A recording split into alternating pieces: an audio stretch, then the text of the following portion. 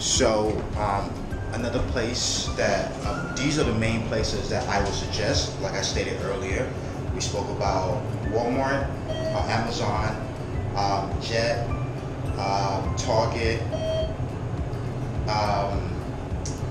Home Depot, and Alibaba and AliExpress would be great places that you guys can find a bunch of different items on. So that's going to be a bulk of this video. I just kind of wanted to put that information out there so you guys can start looking at those places as platforms that you guys can find content on. And that's going to be everything for today, guys. Thank you, guys.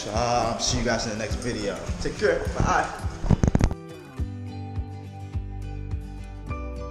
Guys, I just thought this was the best time to actually do this video as I take these guys out on a walk. So those are the main places.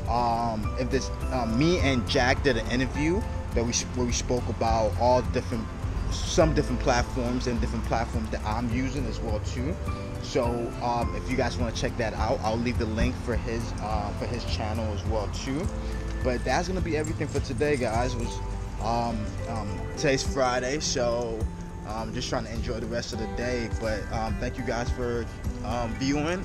Leave a like and a comment, and I will check you guys in the next video. Okay, bye.